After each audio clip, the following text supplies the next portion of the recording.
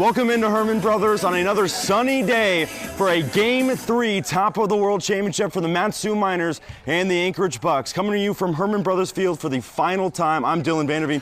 To my right is Landon Stills. It's a winner-takes-all Game 3 from Herman Brothers Field, and it is going to be a good one. Game number 1 went to the Mat-Su Miners in a 9-2 win. First offering is into left field for a base hit. Erickson's gonna come around. He slips for a second. No, the ball's behind him. And James McGee has put the Miners on top of the world. Oh my God. Oh my God. The Miners win it. The Miners win it.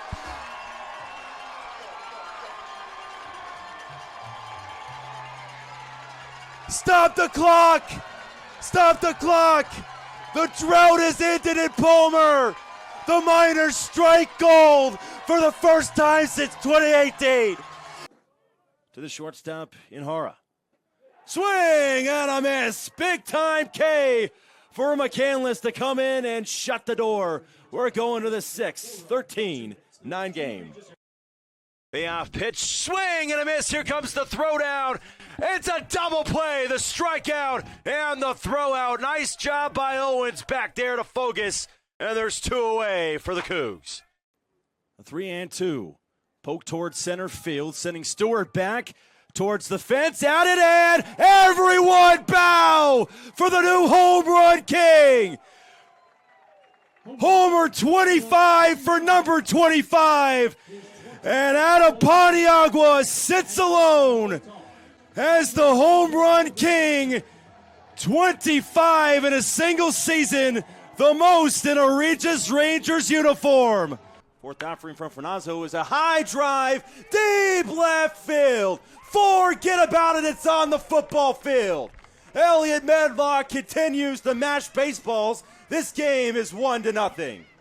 After the long strike 3 called. Another breaking ball from Marthel Johnny, starting in the attic, ending in the basement, and there's 1 away. As that ball is fired into left center field, Rodriguez makes a Superman catch. Rodriguez just saved a run and kept this game at 5-4. As Kahn fires the ball, right center, grand salami time. Clay Kahn, 1 pitch seen, 1 pitch put out. And this game is 21-0.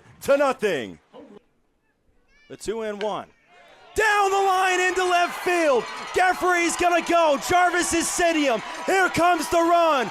Game over. Miners win it. Send the fans home with fireworks. Walk-off hero. BYU, Ridge Erickson. Ball is hammered over to Grout. He gloves it, fires to first. What a play! Carson Grout! Are you kidding me? And set in on a hitter's count. Long fly ball, deep right field. 2 home runs on the day for Uran. And here could be another chance at 2. 6-4, over to 3. Back-to-back double plays to end the inning in the 5th and now the 6th. The Miners do it again, and it stays at 1-0 Mat-Su. Our way so far this season has struck on 6 total extra base hits. 1 and 2. That one a called K for Jackson K. He strikes out 2 in the 3rd, living up to the last name. We'll go to the bottom half, 5-1. It's the diamond to make the out. Here comes the pitch. Drove into right field. That's going to get over the head and hops off of the wall. Extra base hit. Here comes 1, 2, and the 3rd one will score in. It is Babcock who has come up from the depths. 1-2. Swing and a drive. Deep right field. Forget about it. Over and on top of the building. Maiden has made this game a 9-9 tie with 1 swing of the bat.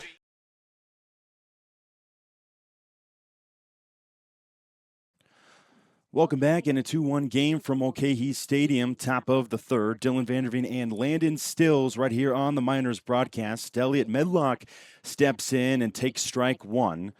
Struck out last time against Anzai, who already has 4 Ks in this game. Struck out the first 4 batters of the game. As the second offering from Anzai here is going to go inside.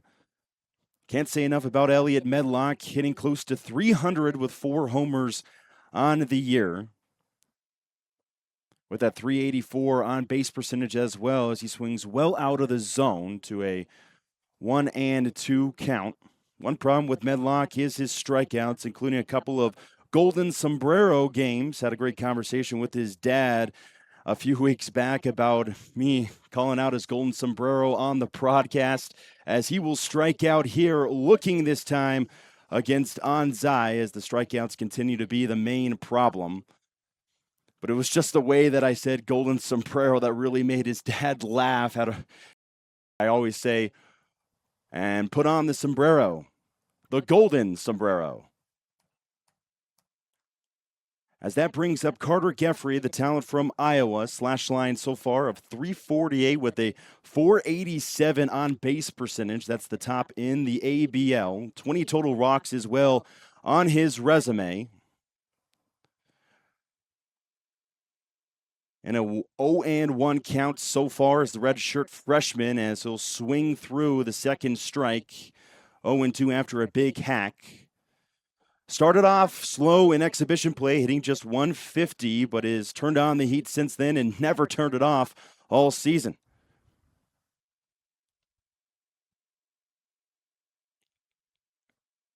As he'll take a ball high and tight, 1-2. Saw him take a ball to dead center today, and head coach Tyler Brunn was quick to make fun of me when I asked him if it went out, and he said, bro, he's done that like 7 times this season. Well, Ty, sorry, that was the first time that I ever saw it this season, so whatever. Dylan, I'll come to your aid there. It was also the first time I saw it. We've heard so much about how no ball is ever going to leave over center field. So for us, when we see Carter Geffrey hit one, and it wasn't just like a little towards left center. It was straight away at that tree right out there in center field. Of course, we were going to be a little excited.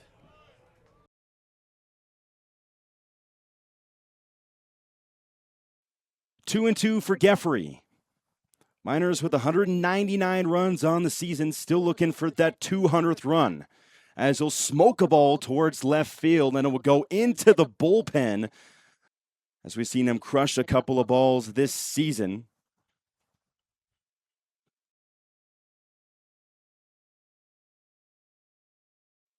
The number 1 ranked catcher in the state of Iowa in the class of 2024, and the numbers show why. 3-2 again. And that will walk Geffrey, his 21st walk so far of the ABL season.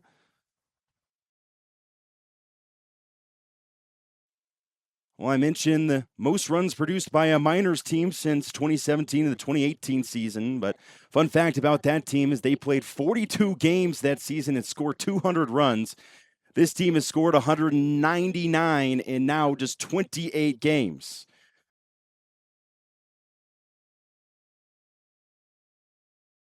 As Erickson will foul off the first offering to him.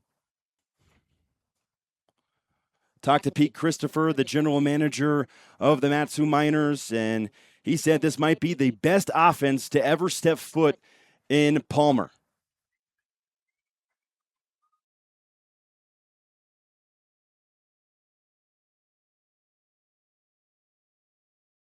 The 0-1 fouled back to an 0-2 by Erickson. Struck out last time, as did the first 4 outs of the game for the Miners. 372 on the season. Top 3 in RBIs in the ABL. As Anzai is set for the 0-2. Comes in, that will go off of the hand of the catcher in Erickson and go for a hit by pitch. And will make Erickson walk 90 feet to first base and will put Carter Geffrey in scoring position. And we'll bring Evan Bilter up to the plate. Bilter, one of the best players over at Colorado School of Mines. Hit over 340 on the season in his third season there. Well, we call him Captain Clutch for a reason. He's been clutch multiple times this season. They call him Captain Clutch as well at Colorado School of Mines, as he'll take a ball outside.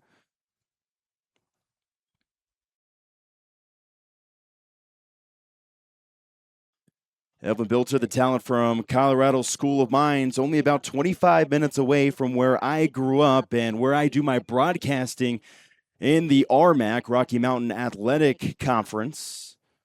Same conference that Bilter plays in with Colorado School of Mines. As talking to the catcher right now was on Zai. And we're back to action here for the Miners. Evan Bilter. Going to foul off that 2-0 pitch. Still first and second. Geffrey leading off of second base. Erickson leading off of first. Still trying to get that 200th run of the season.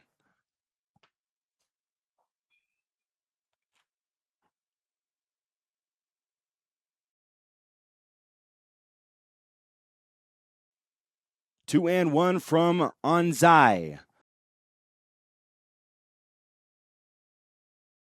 Double steal is on. Bilter's going to go out into right field. Rodriguez is going to make the catch. Everybody has to hurry back, and they double him off. Erickson was not able to get back to first in time, and that'll be a double play to end the top of the third. The Anchorage Glacier Pilots will look to build on their lead when we get back here on the Miners broadcast.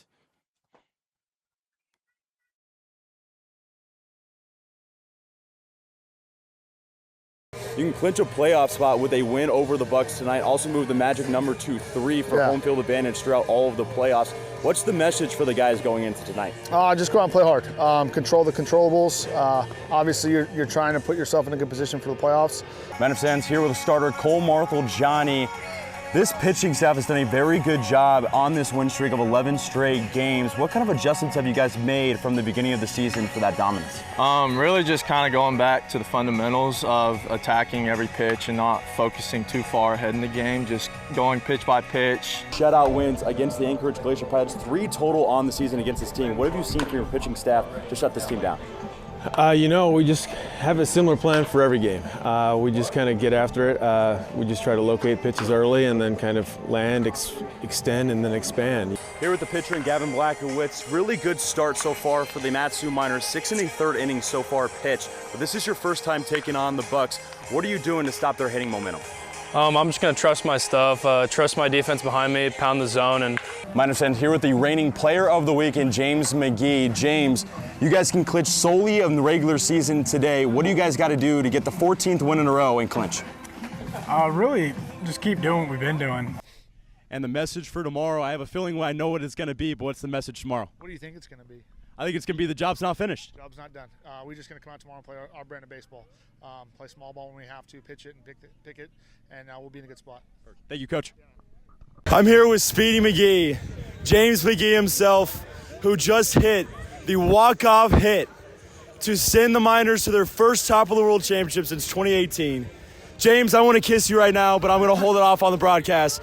What were you feeling when you were looking at second base throwing your helmet? I was just like it kind of all happened so fast. Yeah, and, a couple of players talk about it. Luke Wilson talked about it once. James McGee talked about it again, how no matter what type of slump, no matter what type of games you guys always have each other's back. And does that remain true for you two as well? Absolutely. I got my guys back, and I know they got mine, so we're a good team. Back with another win, and Coach Tyler Braun and a special guest as well. His son Brooks is with us on the broadcast as well. But what do you got to say about your Miners? You keep on this win streak, 13 games. How high do you think it's going to go? And now 10 games in a row that this Miner squad has came out with a win. Your offense a really big part of that. Have you ever been part of something where they're this good of a team, this sound, and 10 wins in a row like this? Probably not. But I think the key point of it is we just play team baseball.